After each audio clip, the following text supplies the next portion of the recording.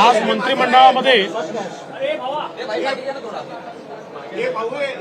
अतिवृष्टीमुळे ज्या शेतकऱ्यांचं नुकसान झालंय त्यांच्याकरता दोन महत्त्वाचे निर्णय घेण्यात आलेले आहेत।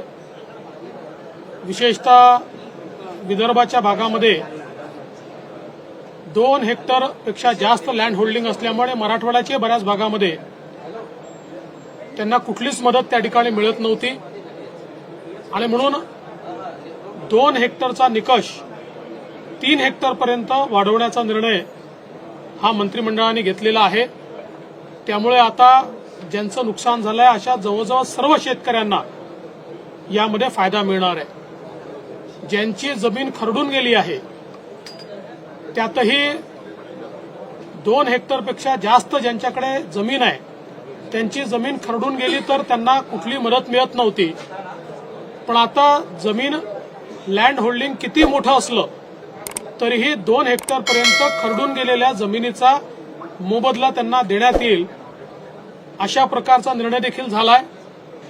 त्यासोबत एखाद्या शेतकऱ्याच्या जमिनीचा काही भाग खरडून गेलाय आणि बाकी ठिकाणी पिकाचं नुकसान झालंय, अशा परिस्थितीमध्ये त्या शेतकऱ्याला एकच मदत मिळत होती, परंतु आता खरडून गेलेल्या जमिनीच्या संदर्भात ती खरडून गेल्याची मदत त्या ठिकाणी त्याला मिळणार आहे आणि उर्वरित भागातली जी काही पिकाचं नुकसान झाल्याची मदत आहे ती मदत देखील त्या ठिकाणी शेतकऱ्यांना मिळणार आहे।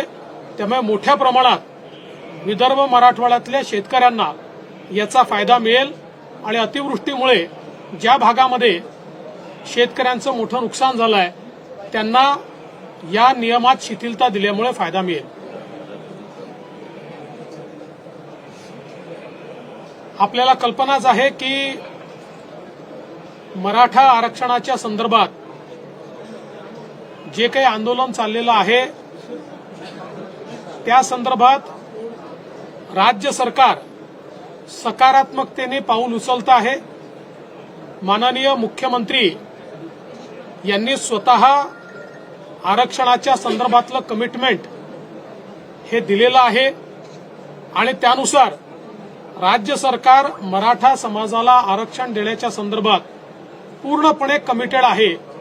या संदर्भात आजच्या मंत्रिमंडळातले निर्णय देखील आपल्यासमोर आत्ताच संबंधित सगळ्या मंत्र्यांनी सांगितलेले आहेत, त्यामुळे मी पुन्हा ते सांगणार नाही।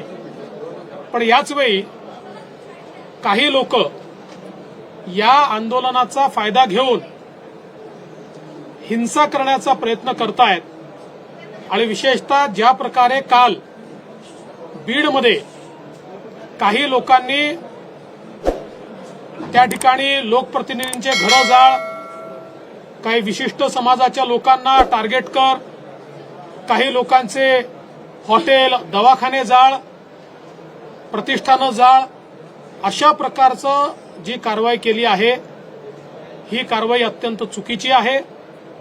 त्याची अतिशय गांभीर्याने दखल ही राज्य सरकारने घेतली आहे। अशा सर्व लोकांवर पोलीस आणि गृह विभाग कडक कारवाई करेल।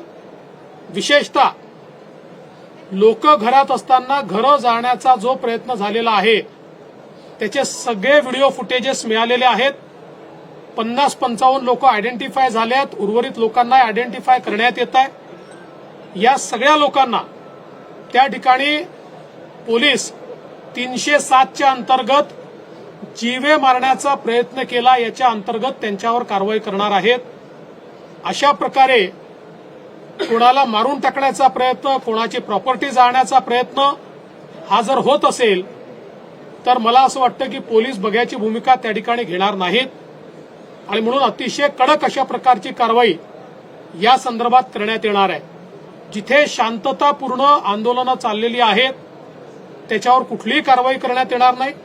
शांततापूर्ण आंदोलन करण्याचा सगळ्यांना अधिकार आहे, त्यांचं म्हणणं ऐकून घेतलं जाईल, मात्र हिंसेला कुठेही थारा दिला जाणार नाही। या संदर्भात आवश्यकतेप्रमाणे ऍडिशनल फोर्सेस मागवण्यात आलेले आहेत, मोबिलाइज करण्यात आलेले आहेत। ते ठिकठिकाणी ठेवण्यात आलेले आहेत आणि जोपर्यंत या ठिकाणी शांतता होत नाही आणि अशा फोर्सेसला त्या ठिकाणी पकडलं जात नाही तोपर्यंत पोलिसाची कारवाई सुरू राहील। आणि या संदर्भात दुर्दैवाने ज्यावेळेस अशा घटना घडत होत्या त्यावेळी काही राजकीय पक्षांचे नेते किंवा कार्यकर्ते देखील त्याच्यामध्ये सामील असल्याचं लक्षात येत आहे।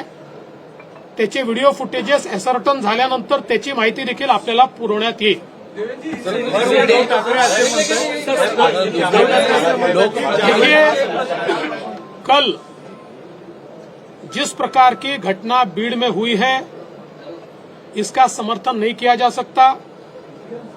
मराठा आरक्षण के संदर्भ में राज्य की सरकार पूर्ण रूप से सकारात्मक है।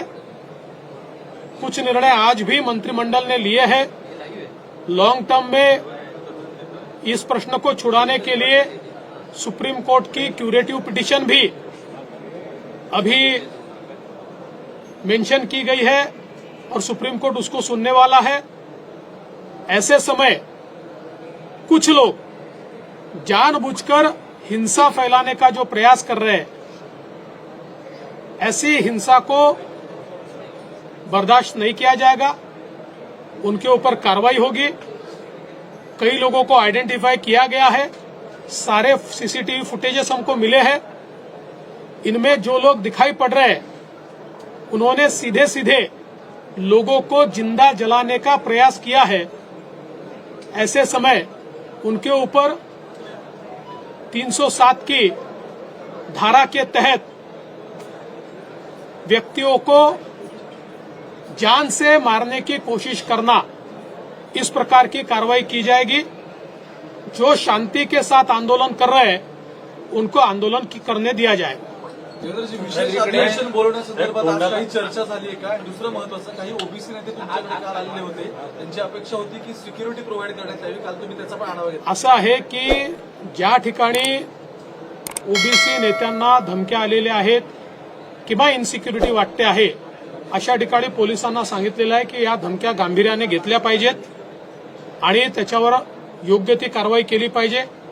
काही लोक फेसबुकच्या माध्यमातून किंवा सोशल मीडियाच्या माध्यमातून धमकी देतात। त्या धमकीलाही गंभीरतेने घेऊन त्यांच्यावरही कारवाई करण्याचे आदेश हे देण्यात आलेले आहेत। मनोरंजनाचं प्रबोधन, करमणुकीचं उद्बोधन, बातमी अचूक, माहिती बिनचूक पाहत रहा राजमुद्रा न्यूज लाईव्ह।